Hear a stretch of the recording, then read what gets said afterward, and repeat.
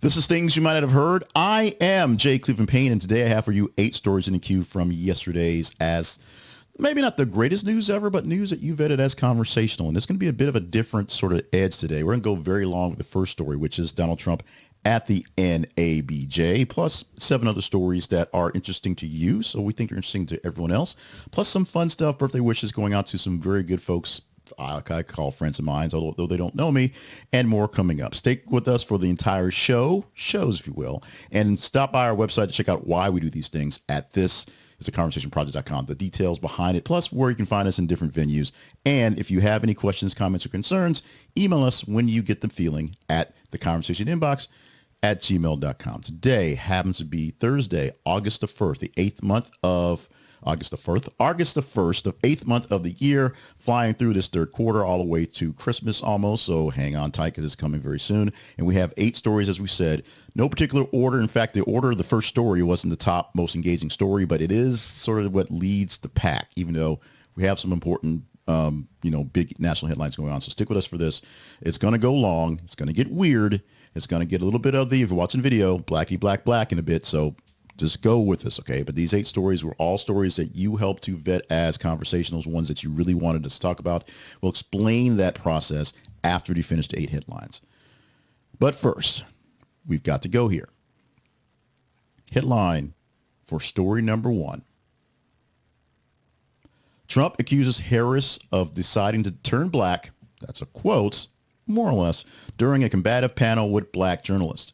Now, I'm going to read very quickly from what we pulled from the robot editor from some storylines to give us the story part, and then I'm going to editorialize the hell out of this one, and it's going to get black quick. So if you're not used to that, this is your invitation to, the real side, the Jay Cleveland side of things going forward. The story.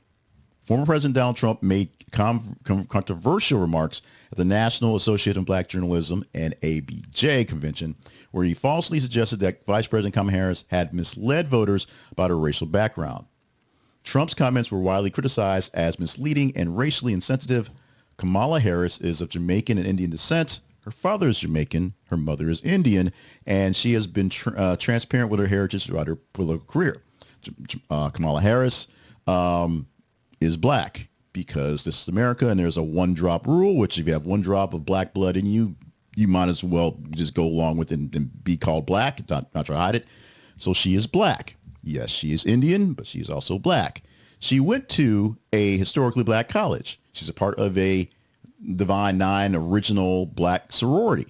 She has posited herself as a black person all of her life. And yes, she talks about her Indian aunties and the whole coconut tree thing going forward. But no one thinks that Kamala Harris is not black. In fact, some of the issues are she's not black enough or she's not black enough for the black causes. We'll get to that in a second. Now, Donald Trump and the NABJ whole debacle was just bad from the start. People have been talking about this for days. People had to leave the board because they invited him and the folks were just upset with it. And it turned out from the get-go of the launch of the actual event, a bad thing. Apparently, it was 30 minutes late getting started because of some technical issues. And as Trump came out on the stage and the interviewers came out there and they opened up right from the bat, they didn't have much time. So right from the bat, opened up with the big question, which Donald Trump could have, hit it out of the park. It wasn't really teed up in a bad way. It was kind of lobbed in a nice softball for him to get into it and open up and get into it nice and easy.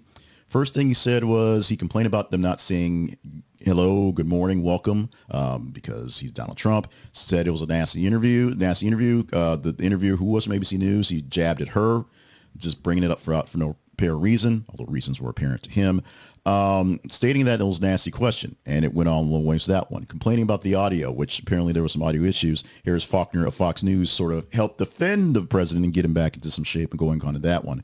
And not answering the question about, race baiting, which caused a whole 30 minutes full of race baiting. Now, he had an hour's worth of time to give. It started 30 minutes late, so he only gave about 35 minutes of actual time on the stage. The Secret Service, the campaign folks just started, doing the wrap it up after about 30 minutes, so it was there. And I didn't see it live. I was listening on the radio serious in the car that it was happening. I did some things. I looked at my watch and turned it on, saw that it was going, went to YouTube to get the live feed and started from the beginning, got into it about 15 minutes of it, and then turned it off to watch the commentary, which is live because it was over by then. Watched a whole lot of people and a whole lot of Republican black folks say what the hell happened in this thing. And a whole lot of Democratic black folks saying we knew this was going to happen for this thing. And a full day of commentary of just people going, if you didn't know who he was, now you know.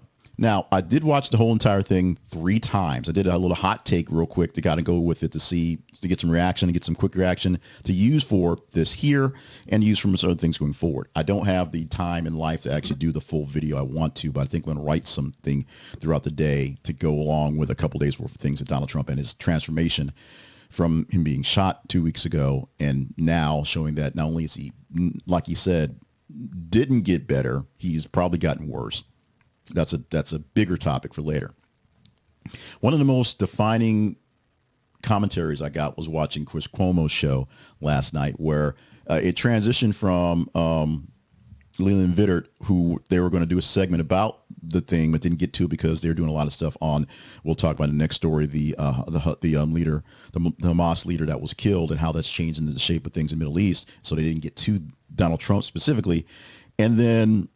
It was so intricate that in fact in the cut there's a bump, a tease of time where and they switch over times and the stuff. It actually cut off Chris Cuomo beginning the statement because he was already into it, saying, "I'm going to give you the answer off the bat. Donald Trump is who he said he is. I'm glad that NABJ let him on to give him the chance to be who he is." But this was no surprise. This was no shock. This is who he is. And he used this forum that he said he was going to use for unity and to reach out to the black community to just dog whistle and show the folks that he really wanted to, the non-this, waving at my face if you're not watching the video, exactly what's going on. He's going to fight for you and fight for what you want and fight against the nasties. And nasties happen to be these nasty people on stage who, unfortunately for them, were black women journalists. So journalists is an issue. Women are kind of an issue. And although he's trying to garner more black men specifically because they seem to not be as stuck to the Democratic Party as the women, they want a strong fighter as well. Yeah. There are so many more nuanced things to that one. He was asked a question about, was J.D. Vance ready to go on day one? He basically said, it doesn't really matter, in which J.D. Vance is like, yeah, you know what? I don't really matter. That happened. He talked Kamala Harris up a bunch. He bashed about President Biden, dropping out of what's going over. He complained about ABC over and over again, essentially because he doesn't want to debate on ABC going forward. And there was some just general, there was a whole big thing about pardoning the January 6 people and saying, well, they're innocent, we'll pardon them. And it's like, well, they got charged with stuff and indicted and are in jail, which would say they're not innocent. It was a word salad of all word salads and was extremely tasty if you're into the drama scene. But if you're a person looking for actual politics and actual answers, none were given at the NABJ yesterday by President Donald Trump. Lots of words were said. No answers were given that were of sufficity. Not a real word, but hey, if we're word salading, why not do that today?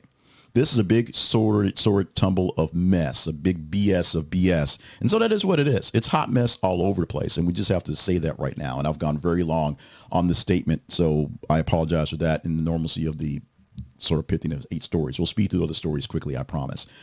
But I want your comments on this one, more comments on this one, because it's an issue of people who were supporting Trump have more reason to support him because he went and fought the nasties. He fought the journalists. He fought the nasty black folks who were trying to attack him. People who were against Trump are like, dude, what, he had a chance. He blew it. I can't take this guy.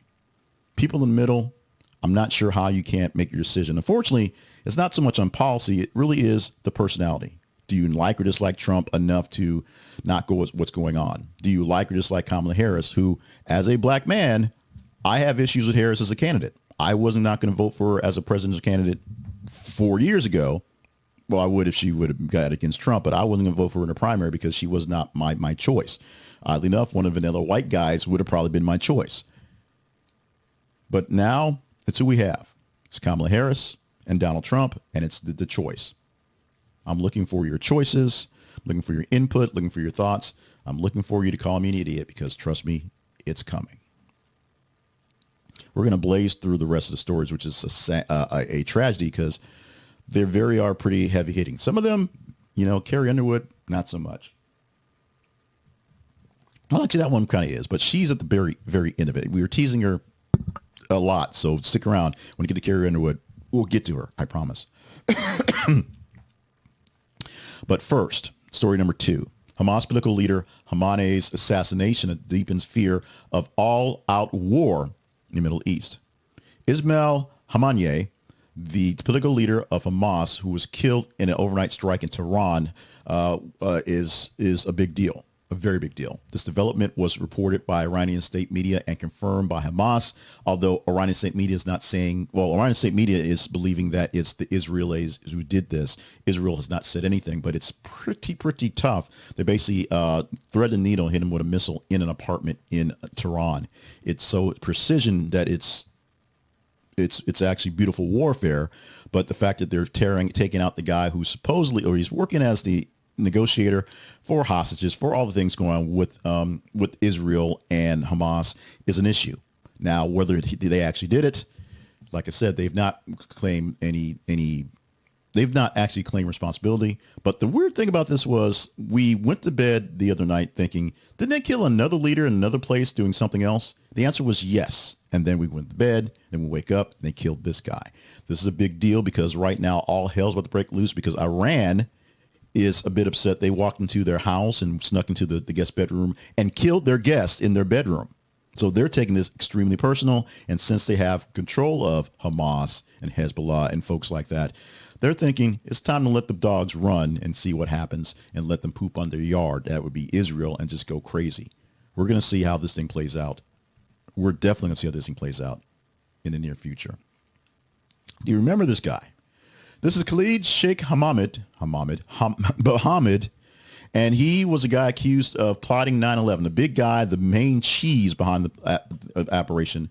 He's agreed to a plea deal, to plead guilty 20 years after the effect. Now, the alleged mastermind of the attack from September 11 in 2021, let's put that date in perspective, expected to plead guilty along with 2 other accomplices, which will get him out of jail or get him out of the death penalty, a lot of jail going forward. While bin Atash and Mustafa al-Hassawan, who are also sitting in Guantanamo Bay, are waiting something of a trial, which has never happened, over 20 years. Now, the biggest issue was how he was treated. Essentially, Mohammed and his other folks were waterboarded. Mohammed specifically about 183 times while in custody by CEA, and that's sort of the angle they have to push for some sort of relief in the trial. The plea deal coming to go for the fact that the CIA did really overdo it, although some say evil that can't be overdone, and that he really did kind of plan 9/11, will take the death penalty off the table so he can live in prison someplace, I guess, in some sort of joyous life in prison somewhere, but will not be put to death, which we're not doing it very good at that these days anyway. This is a complicated issue that I wish we had more time to talk about, but I went so long with Donald Trump. Give me your comments on this thing right here because it's a big thing. It took 20 years to get to a plea deal. 20 years to a plea deal. And they waterboarded him. We'll say they essentially tortured him over time to get something out of him, and apparently didn't break him, but we're still giving him a plea deal after 20 years. That's not a good look for any administration. And just so happened that it is the Biden administration and big old Dark Brandon on his way out the door who's letting him go, although he's not letting him go. We'll play this one out. We'll play this one out too. Not a villain, but not exactly the nice guy we think he is. MrBeast, the YouTube hot big star, acknowledges a past with inappropriate language, bad words, as controversies swirl. Very quickly, quick read. Wrong mice's day, I'm sorry. Jimmy Donaldson, better known as MrBeast, has acknowledged that he used inappropriate language in the past. This comes amidst new allegations and scrutiny over his expansive $700 million empire.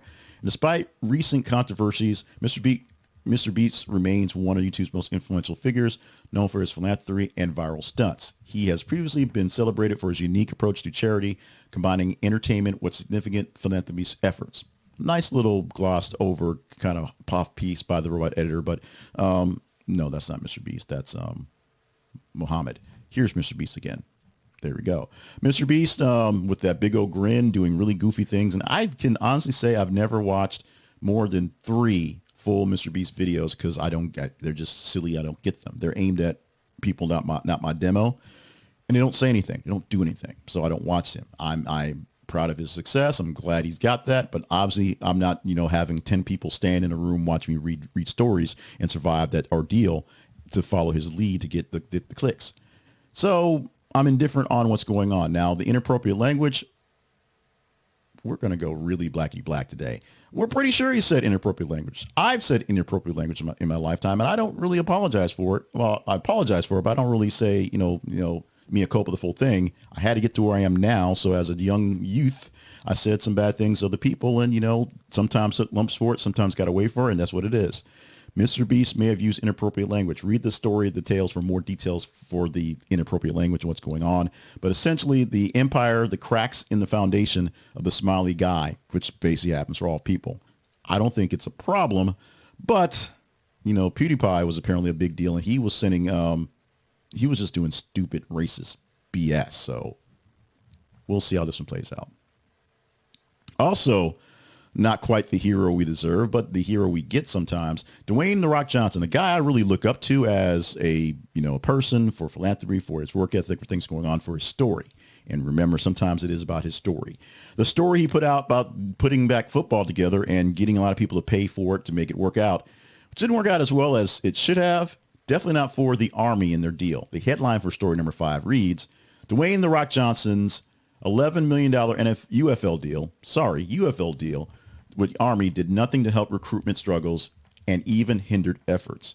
So $11 million was spent by the Army to let them be tomorrow's Army, be all you can be, all the stuff for ads, and to get the UFL, United Football League, going.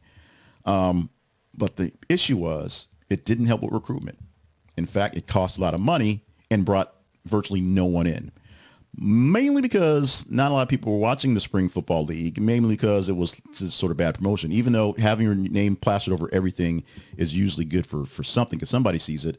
But essentially the struggles with recruitment are larger than just people seeing the ads or maybe not seeing the ads as this goes. And the big money cash grab for Dwayne Johnson, which was, for the Football League, which actually was fairly successful. This was the merging of the XFL and the other one, which is why you get the two, the USFL, the second USFL and the XFL, the United Football League, and apparently the I don't know how well XFL money did, but at least last season's UFL money did not work well for the Army and recruiting.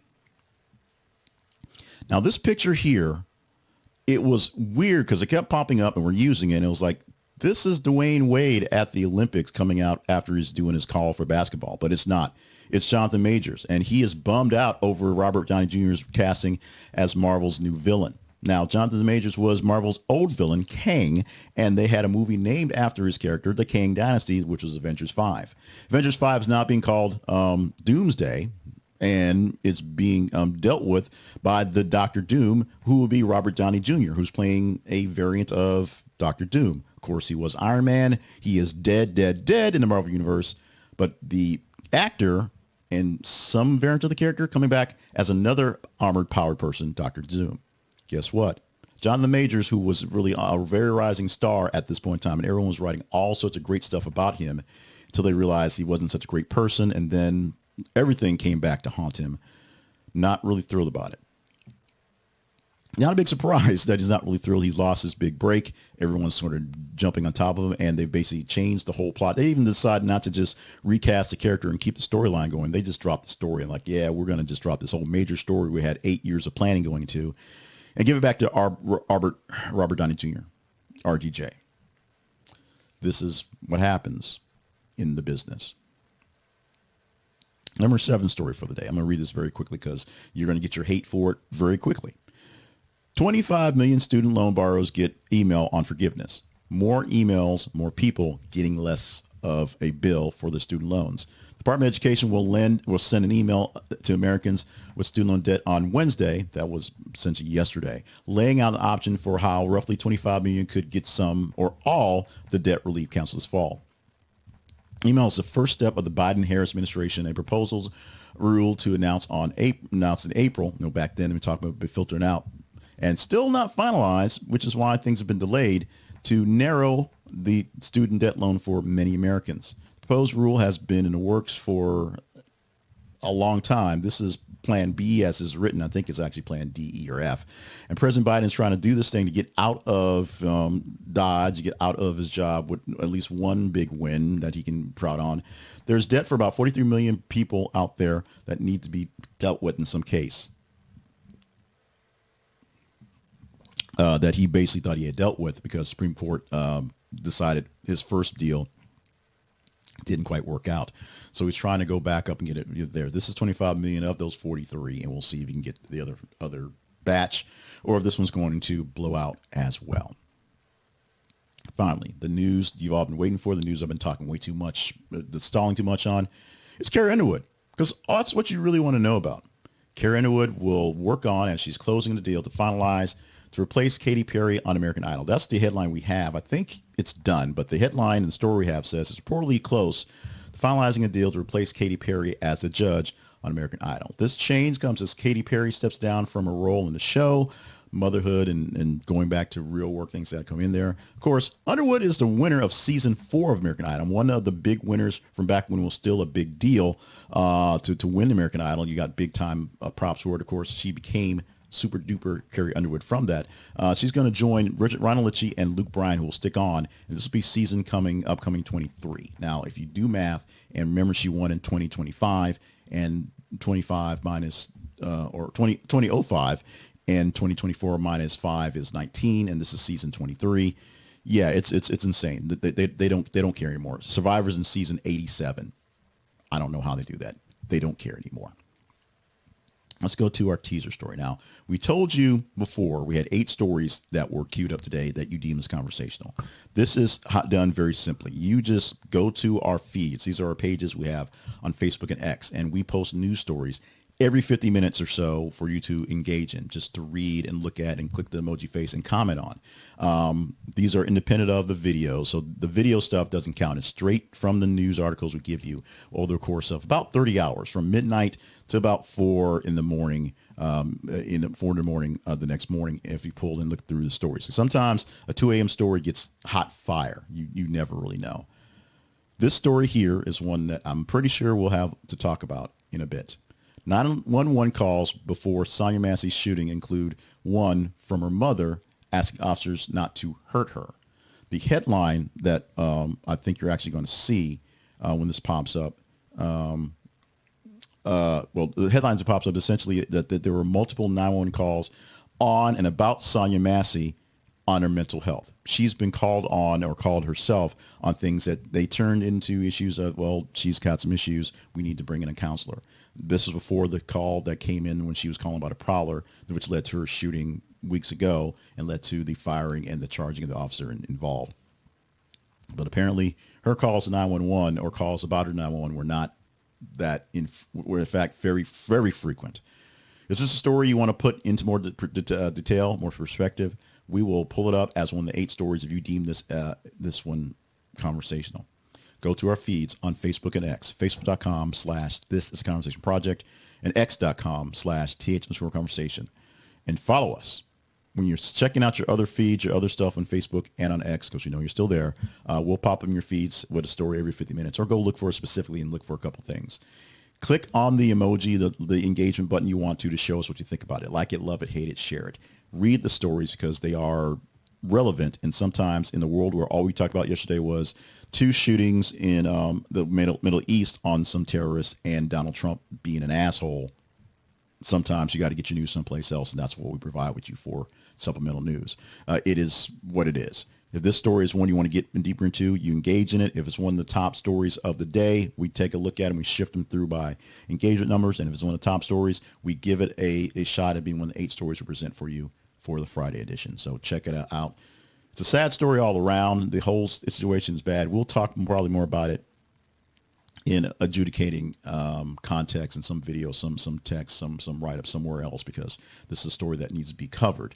But is it conversational enough for this thing here? You let us know. we will do a very quick jump into both the advertisement and the promotion, because right now I'm sure you're done with me and want to get to talking about Chuck D and Jason Momoa, because that's what I want to do. So very quickly, our sponsor for today is the Chess Store. Go to our website for our affiliate link. This link gives us a small commission from your purchase. At this is theconversationproject.com/the Chess Store. It's simple. We talk about them all the time. Chess is a beautiful game. Chess is a very fundamental game. Chess will help you out with stress, believe it or not. And a beautiful chess set or chess accessories that can help you play the game of chess, love the game of chess, because sometimes it is about the look and the feel is there at the Chess Store. They will help you with great accessories, great travel sets, great home sets, and you'll just check them out and see what they have. They've been a long-time sponsor, and they've been very, very good to us. Check them out at theconversationproject.com/the Chess Store. This is theconversationproject.com/the Chess Store. Get your chess accessories and a very beautiful chess set, chess pieces from this place here. This will be the fastest we've ever done our promotion part. Our website, theconversationproject.com. Check us out for everything we need to know about us, what we do, how we do it, where we are, the sponsorships page, other sponsors to check into. We get a commission from all those sponsors. All our links for sponsors are commissions, including when we sell books. Those are commissions for the book sales. We have links to our partnership page. If you deem us worthy of direct support, there are various ways to partner up with us, including monthly subscriptions and one-time gives. Check it out there and become a partner. You become a part of our board of directors, and we chat with you all the time, and you know what's going on in the background. If you don't want to do that, you can still get information on what's going on by just emailing us with your comments and concerns. Email us at theconversationinbox@gmail.com. You can also, the big important thing to do is to follow us on the feeds, because that's how we get the stories. We don't know what to talk about unless you and some of the random internets tell us what numbers are there. The numbers literally tell us what's going on. The numbers are the people who click things on Facebook and click things on X. We see the big numbers. We look at those stories. Those are the ones we look at first to put them in here. And we go through some of the lower ones to see if they're more interesting and more important, because we don't want important things lost. But sometimes we miss some things. Important thing we had in the, we didn't talk about in the actual, and I'm going long in the promotion. We didn't talk about it in the part on the teaser part. The Carrie Lake story about her winning her primary race and going to run against Gallego in Arizona. That was a teaser story. That was a middle range story in our feeds for yesterday to talk about. But we didn't talk about it because I wanted to make sure I got through all those other stories. The student loan forgiveness thing was an important story that should have been trumped, pun intended, by Carrie Lake, but it wasn't. And with so much time with Trump, it just was a thing for the day. So we do our best to get the stories that you want to. Another reason to email us, if you were putting out stories, you see them on the feeds, and you're like, yeah, I thought this story should get more love, but it didn't. We can chat it up as well. Okay, we've done more of the business than we thought we were going to do. We did way more of the news than we thought we were going to do. Let's do the fun stuff, because that's what we're here for. It is time for things you might ought to know. Yes, that is what it is. I had a little bit of a brain freeze for a moment. And the picture you're seeing about the video is Chuck D. Normally, we do the wrong mouse. Normally, we go too much love to Jason Momoa, but I think he needs a little break right now. The man crush I have, that is our threesome of Jason Momoa and Lenny Kravitz. Now that Momoa has officially divorced his former wife, which is, of course, Lisa Bonet, and who's the former wife of Lenny Kravitz, and we know that Lenny and Jason are okay. They're fine. In fact, Jason Momoa may have gotten married, I believe. I'm losing some stuff. I know he's dating someone. He may have already gotten remarried, because they do that in Hollywood after spending time on a couch. He's 45 years old today, so most of the time we give way too much man crush love to Jason Momoa, but we're going to give him a break because he's got the new relationship going on, and I need to really kind of, figure myself out, to be honest.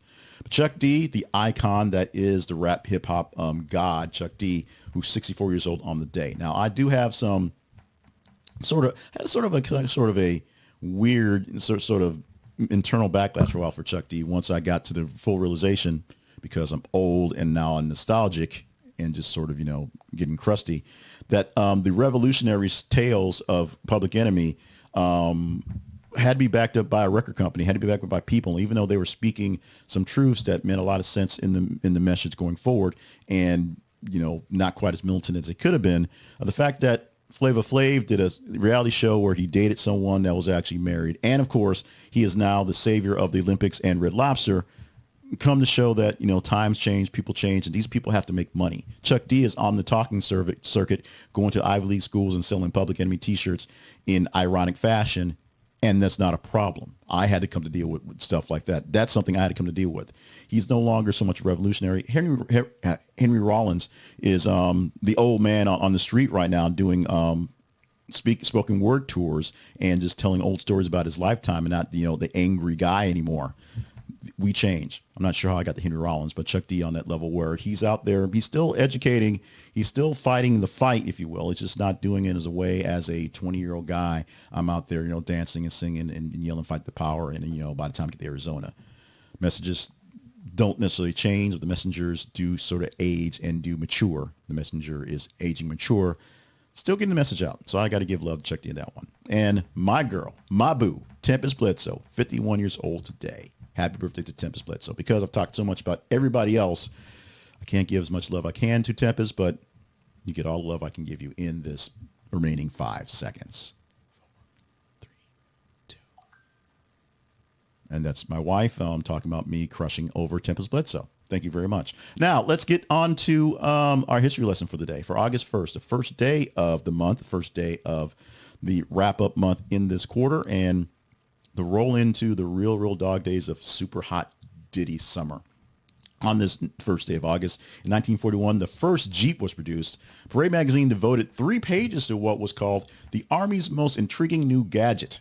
The little truck made by Willys Company proved so valuable in World War II, and that General Dwight Eisenhower said the U.S. could not have achieved victory without it. The Jeep, which became ubiquitous with the war and became such a iconic vehicle, just as iconic as the VW Bug did, because it was, what it was, the people's car. And Jeeps are now extremely popular these days. An old Army-style Jeep, very hard to find because they're hard to keep running, but Jeeps in their more or less Wrangler fashion and, in the regular fashion that just looks like regular SUVs out there as well. Also on this day, it's Spider-Man Day, the day that Spider-Man was introduced in Marvel Comics, Marvel issue 15, the birth of Spider-Man. And on this day also the birth Spider-Man Day, 1962, 1981. MTV began broadcasting in the United States and aired the first video killed the radio star by the Buggles. The day MTV launched, and it was 81. Iconic. One of the biggest things in my lifetime, because as a kid of the 80s, MTV became my early source for music and entertainment and MTV News. Following along the lines with that one came, of course, BT was launched pretty soon after that, and they started doing their black entertainment stuff and focused heavily on music that was, to my blackness. Although MTV, of course, MTV Raps at that end, but I am a literally child of the 80s and all 80s pop, all 80s stuff, all MTV sort of the culture stuff rolling into the 90s and into things like the Real World back when they were still doing things that were music-wise, relevant-wise as culture and news, and the Real World, which was, groundbreaking for its day. Now it's, whatever that show is, foolishness, ridiculousness, it's like all day, all time, people on skateboards and watching video clips. It ain't what it used to be, obviously. Hitting the wrong buttons today, but now we're on the right page for our word for the day. Yesterday was floral because it was floral. Today it is formal because we're going to be formal. It is being in accordance with the usual requirements, customs, conventions. Being in accordance with usual requirements, customs, conventions. A formal occasion has the usual requirements. It must be there. The formal gala, or in this sentence using, the gala was a formal event with guests adhering to strict dress code that added to the elegance of the evening. You've heard the word formal. This is a formal gathering. This is a formal event. This is a formal meeting. It is based on some sort of code, some sort of conduct, some sort of requirements that must be kept, making it formal. Informal as in, hey, let's just do this. An informal gathering is, we're here, let's go ahead and do this. Formal means we have bylines, we have things to follow, things like that. Formal, your word for today. Learn it, earn it, grow it. Check out the Big Words Project at thebigwordsproject.com for more big words today, and check out our latest iteration of Big Words You Ought to Know at that website. Or search Big Words Pain on Amazon. Or wherever you buy your books online. I definitely apologize for going so late this one. I'll call that revenge of my lateness. Our daily affirmation, which should, oh, this is going to go on a blooper reel. Should take way more time than we can give on today. I am free from sadness, anxiety, and pain. Promotes emotional well-being. Repeating this affirmation helps to shift focus from negative emotions and to a more positive emotional state, encouraging feelings of happiness and contentment. That is what we have for today as an affirmation. If you like that one, use that one because it's free. If you want to get more affirmations, I have a book with 100 different ones that you can use as they are or work them out to your own, remix them as they're best for you to be. Check out 100 daily affirmations for positivity and confidence on Amazon. Search 100 affirmations pain, or click the links you'll see in this presentation, video, audio, wherever, and get that book as well today. Finally, one of the weaker celebrations of the day, but it is World Wide Web Day. August the 1st is the day we celebrate the internet, the World Wide Web specifically. Now, the originator of the internet, or the actual grandfather, the ARPANET, had been around for quite some time. But when the www, the fact that we have essentially the creation of hyperlinks and things that can use as aliases to find websites, so you're not just typing a bunch of numbers and things and their deep, dark secrets, it's something we celebrate today. Now, in some cases, the World Wide Web has made things a whole lot worse, as we are worse people with our connectivity. But the connectivity, information, all that grand stuff is here, and it's there because we celebrate on World Wide Web Day. Some other celebrations, alternates include Spider-Man Day. Today is the day of the birth of Spider-Man. And IPA Day. So have yourself a drink. I think I'm having 2 or 3 after the way this thing has rolled. Though I think I did well on the first part for the Donald Trump, although I went very long. After that, downhill from there. We are past 36 minutes. We are way over on this Thursday edition, maybe for Monday with extra stories, but yeah, we're way over today. So we're going to wrap this up pretty quickly. If you're still here, God bless you. God bless you, each and every one. We're so glad to have you as part of the family, and we need your help. So if you're sticking around to watch the whole video, share this video or share a video. Maybe not this one, but share videos with friends so we get more people in the conversation on our life as news nerds. Make sure you stop by our website and share that as well, and various ways to join us that are maybe more amenable to where you are. If you're watching us on the video, maybe you want to get the audio download for the podcast. If you just want to get the links in your email box, we'll give you that as well. There's a link to sign up for our newsletter as well. We have short clips on YouTube, short clips on TikTok, places like that as well, and other secrets and other hidden gems you can find as well on the website. You find our sponsors page, find our partnerships page, find links to our feeds and some of our history there at the website. Check out our email address, the conversation inbox, gmail.com. This is where you can complain, because you complain a lot, but this is also where you can give us some good tidings and some information about things and how to do things better, and some cheery things on how we're doing things well, because we do get some thumbs up every so often. We do get a lot of heat. All of it we read. Some of it we take to heart. Some of it we just say, is this guy watching the same show? It is what it is. Life is good. Life is great. Life is awesome, even if your life right now isn't so great. If you're a partner, we have an idea of some of the behind-the-scenes life things we're dealing with, but we are so glad to be able to give you this thing here every weekday morning and what we can give going forward. And even the things we can't give you, the fact that we get a chance to try them and see what we can do better is there. So we thank you so much for being a part of the show, whether you are a partner or just showed up today and because it scrolled into your feed. We appreciate you. At almost 40 minutes on a Thursday, we're going to cut it off right now. Love you. Mean it. Tomorrow, it'll be tighter. It'll be shorter. It'll be pithier. It'll be better. We promise. So come back for our audition tomorrow, and just look for us on the feeds for the stories, and look for our shorter videos. Those might help out a lot going forward from the Conversation Project and things you might not have heard.